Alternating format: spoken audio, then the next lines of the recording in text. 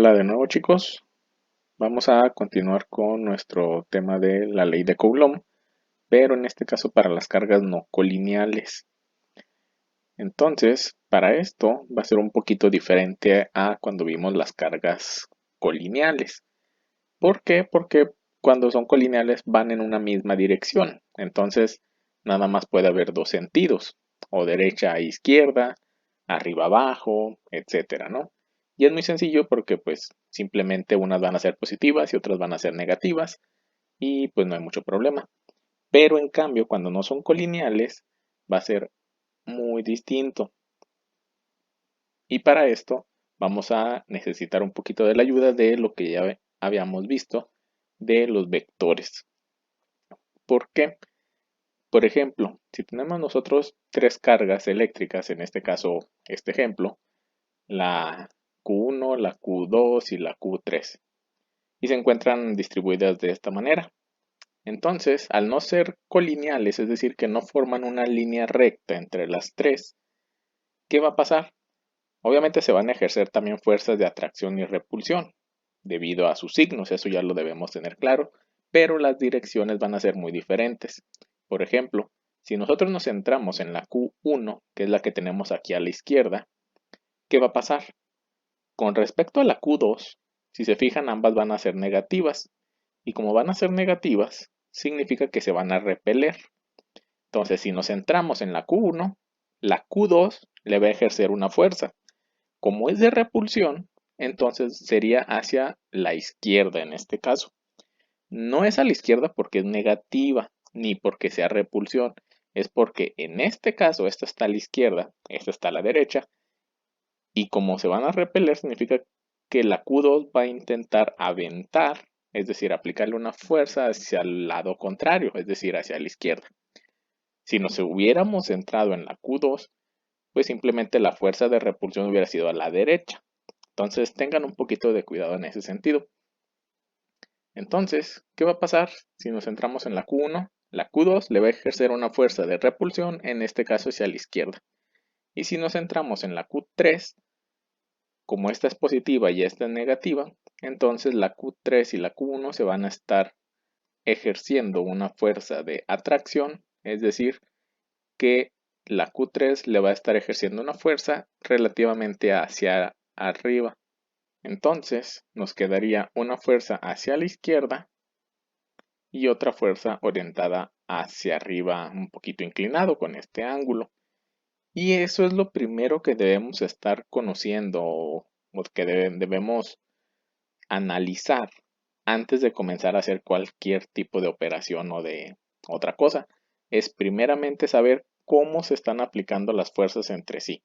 Obviamente centradas en la carga que nos interesa. Y para hacerlo un poquito más claro, vamos a analizar un pequeño ejemplo, que en este caso nos va a pedir determinar la fuerza resultante sobre la carga eléctrica Q1. La Q1, si se fijan, la tenemos por acá. Esta Q1 es positiva, la Q2 positiva y la Q3 positiva. Todas son positivas. Recuerden, el signo únicamente nos va a servir para conocer las direcciones, ya sea si se van a repeler, si se van a atraer, etc. Y lo primero, como les comentaba hace ratito, lo primero que debemos hacer es nuestro diagrama de fuerzas, es decir, analizar cómo y hacia dónde van las fuerzas. Si se fijan, si nos centramos en la Q1 que está aquí y vemos la Q2, ambas son positivas, significa que se van a repeler. Como la Q1 la tenemos aquí en la derecha y la van a repeler, la Q2 la va a repeler, significa que la va a empujar, en este caso hacia la derecha, que viene siendo esta fuerza 2. La carga 2 le va a ejercer una fuerza de repulsión, en este caso hacia la derecha, porque la va a repeler, y va a ser la fuerza 2. Y respecto a la Q3, si se fijan, la Q1 y la Q3 también son positivas, significa que se van a repeler, y lo mismo, ¿no? Como se van a repeler, significa que la Q3 le va a ejercer una fuerza de repulsión, en este caso un poquito inclinado, que va a ser esta, para acá. ¿Cómo vamos a saber su ángulo? Si recuerdan un poquito de geometría, en geometría vieron algo conocido como los ángulos opuestos a un vértice. Es decir, que son los ángulos opuestos, ¿no? Si se fijan, se forma una especie de figura exactamente igual, pero al revés, opuesta. Y este ángulo va a ser exactamente igual que este ángulo. Si tienen algún conflicto con los ángulos, hay que preguntar por qué. Esa es la base, es lo primerito que debemos tener sumamente claro. Si no tenemos claro las direcciones y los ángulos, pues ya, desde ahí ya vamos a empezar mal. Y esto es apenas el inicio, todavía falta muchísimo más. Entonces, lo primero, debemos tener muy bien claro nuestro diagrama, nuestras fuerzas, hacia dónde van. Y si no, hay que preguntar, no pasa nada.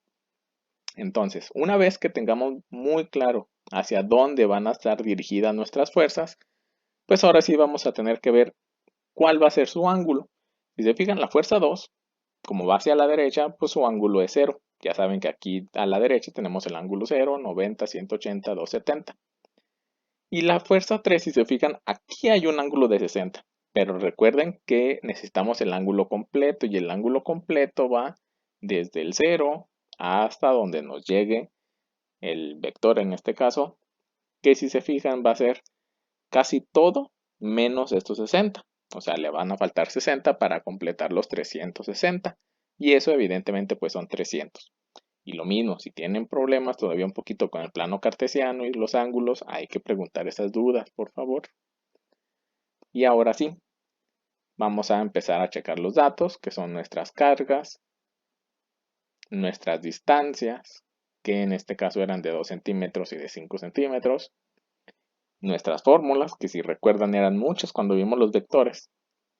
Primeramente, como les comentaba, debemos conocer la magnitud de la fuerza. ¿Cómo vamos a conocer la magnitud de las fuerzas de atracción y repulsión? Ya lo habíamos visto en una clase anterior, que es mediante la ley de Coulomb. Si recuerdan era esta, que era la K, una constante, por dos cargas multiplicadas entre su distancia al cuadrado.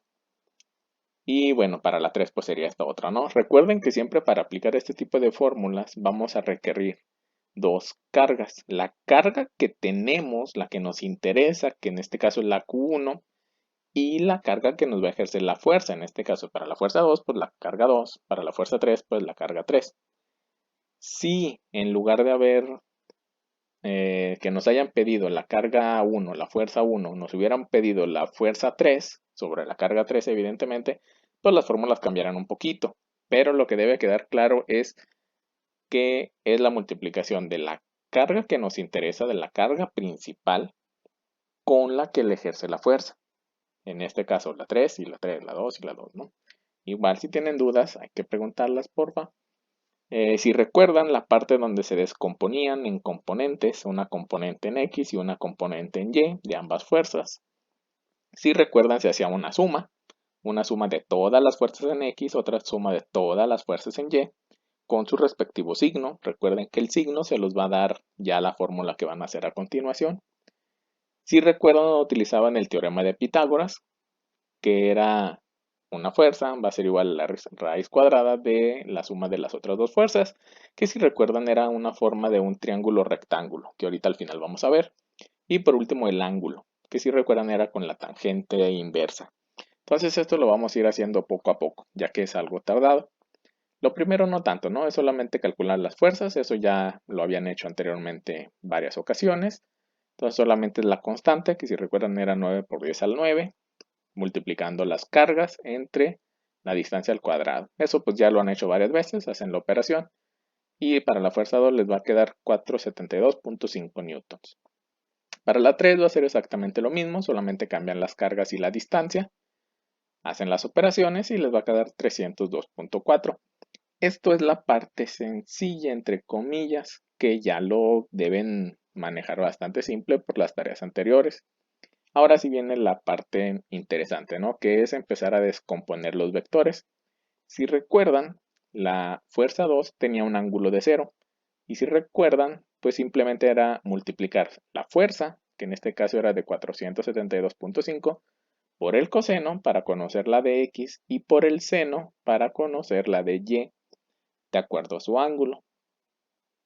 Para conocer la de la fuerza 3, pues lo mismo, ¿no? El valor de la fuerza 3 por el coseno de su ángulo, que ya habíamos visto que era 300, y el seno de su ángulo, Recuerden que el signo ya no lo va a dar automáticamente si es positiva o negativa la fórmula, ya directamente nos sale.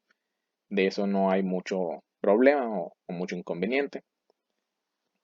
Luego, ya una vez que tengamos descompuestas todas las fuerzas, en este caso fueron 2, pero pueden tener 3, 4, 5, 6, 20, la cantidad cualquiera de fuerzas que quieran. Entonces pasamos a sumarlas. Las de X primeramente y luego las de Y. En este caso había un 0, entonces pues ya directamente va a quedar el menos 261. Y una vez que ya tengan las sumas de las fuerzas en X y las sumas de las fuerzas en Y, ahora sí es donde podemos empezar a aplicar nuestro teorema de Pitágoras, que era con la raíz cuadrada de la suma de las fuerzas al cuadrado. Entonces elevan al cuadrado. Aquí recuerden que el menos, cuando elevan al cuadrado, pues se hace positivo. Luego le sacan la raíz cuadrada y en este caso nos quedó 676.44. Todas las operaciones ya las voy haciendo un poco más rápido porque ya deben tener experiencia en hacer estas operaciones, ya lo hemos hecho en anteriores tareas. Y por último, el ángulo, si recuerdan, era con el valor absoluto de las sumas de las fuerzas en Y y en X. ¿Por qué se les pone el valor absoluto? Si recuerdan, porque únicamente se van a trabajar con valores positivos y el valor absoluto, recuerden que los negativos los convierte en positivos. Entonces, hacen la división y le aplican la tangente inversa o la tangente menos 1 y les va a quedar este ángulo. Pero si recuerdan, y eso ya lo vimos también en la tarea anterior, este ángulo no necesariamente es el ángulo correcto o el ángulo completo. Este ángulo únicamente nos va a representar el ángulo con respecto al eje X.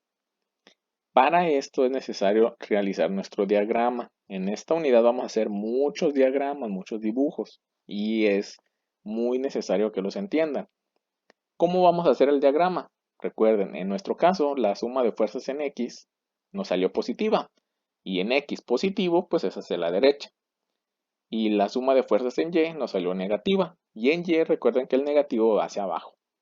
Y la fuerza total, si recuerdan de aquel tema de vectores, era este vectorcito que nos sale de una especie de hipotenusa, por llamarlo así, de esta diagonal que se forma al hacer este rectángulo, que si se fijan nos va a formar una especie de triángulo rectángulo, ¿no? De cualquiera de los dos lados.